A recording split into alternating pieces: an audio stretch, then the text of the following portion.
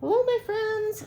I am here today. This is Colleen, and I am here today to bring you black and white base pages for the Hop base pages in full color. This whole month of June, we have been going through the rainbow of colors and making base pages. And down below, you will find the link to the Hop and all those who are participating. This Hop is sponsored by Ginger from Ginger's Corners. And thank you, Ginger, for allowing me to participate. I really have gotten much better at making base pages, and I have finally figured out how to make the base pages. Now let's see if I can make them into layouts, because I joined this Hop and I kind of talked about it, I think in one of the very first videos I made, that I joined the Hop so I could see if base pages would be something that would work for me, because I had never really made only but a couple base pages, and I thought, well, let's see if they'll work. I have lots of scraps. I can make the base pages, and then I am going to convert them into layouts. And so if this works, this might become part of my regular routine. And so I went into my black and white scraps. I had a bunch of these squares that were left over from cutting out, I think it was film strip pieces. But I had them and I lined them up here, and at the bottom I put this decorative border. Up at the top I put a solid border. That's kind of a routine, something that I do when I am making these kind of layers. I always like the decorative border here and the solid here. I'm not sure why, but that's kind of my preference. And then I bordered the whole page. I took 3 squares and I cut them in half to make triangles to put at the bottom and up at the top. And this is kind of a little bit like what I saw from the sketch from Mal Walkton and Christie's Beautiful Life. So 30 Days of Sketches, Christie's Beautiful Life, Series 21. I will put the link to her Mel's sketch down below. But I kind of saw that sketch and saw people doing that sketch. It had a lot of circles. I made squares, but that's where my inspiration came from. And a lot of times when I do these base pages, I start to think, well, how would I use this? I can put some 3x4 pictures here and mount them, of course, on a different color paper.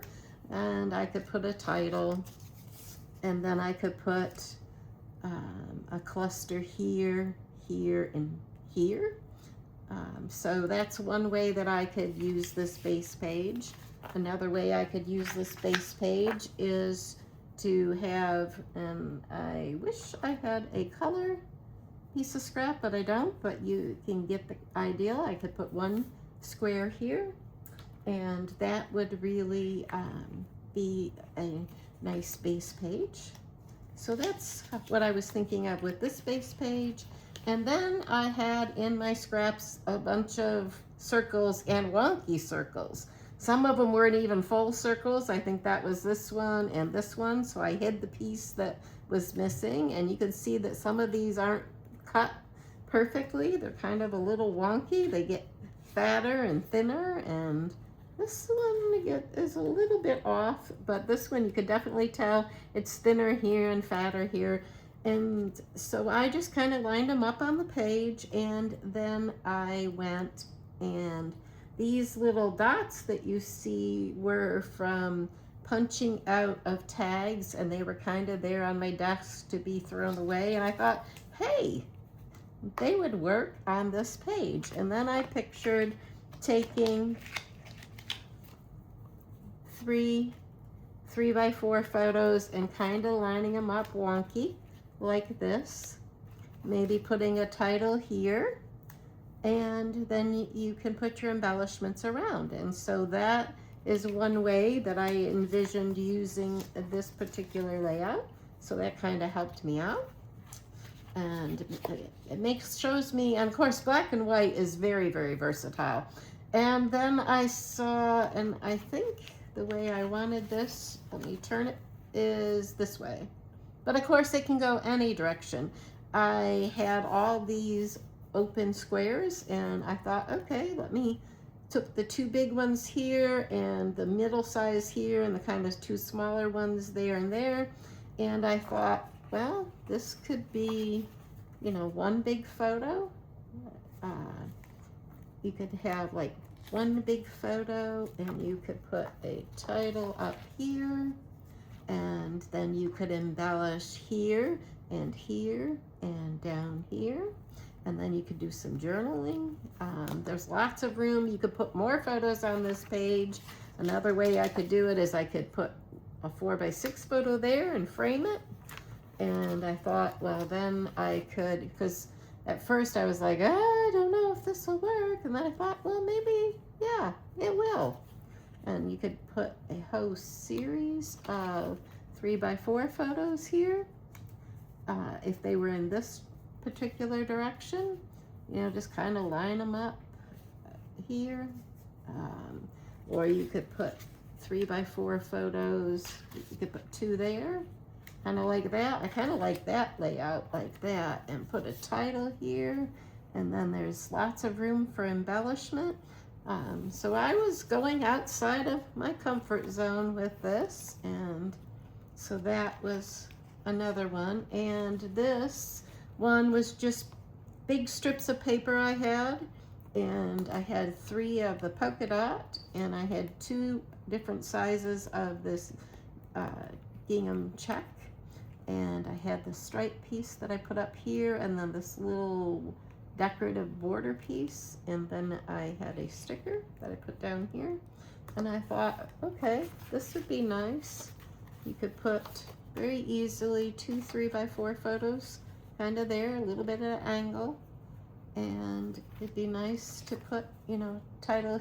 You could put it like up here, pull these down a little bit, like this, and then you got embellishment cluster here, here, and down here, and lots of room for journaling. So I thought, well, that one will surely work.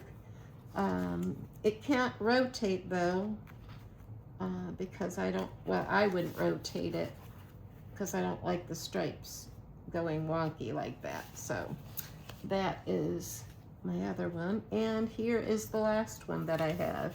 And on this one, I once again thought, well, I could have one 4x6 photo right here, and the title, You're Sweet. And I put it here, and then you got room for journaling and embellishments. You could do embellishment clusters like at a diagonal, or you could do them here, here, and here. There's lots of ways that I could use this. And what this one was, I also thought I could line up 3 3x4 photos there in the center, and that would still work with the title like You're Sweet. I really like that. So I had a lot of black and white scraps. I still have a lot in my scrap compartment. And so what I did with this is I had a big piece of this very graphic paper, and I covered it up with a section of black, and then I had this sticker, and then I had this was the strip on top at the top of a hanging tag, and if you look real closely there's a little seam there, but it's not, most people will not see that, so I cut the strip to fit right there on the top. And then I wanted something to go around the outside, and I had these left over, so I put them all around and came up with this page, and I really like it. So this is black and white scraps to make base pages. This is number 5. This is number 4. And if you hear anything, my husband just popped up in the room. This is base page number 3 with all the open squares. This is base page 2 with all the circles, and this is base page number 1. So my friends, I hope you have enjoyed the series. I have a couple of colors to catch up filming on, and I probably will put them up after this one, and please go check out the others down below. Have a good day, my friends. I hope you have time to get into your craft room.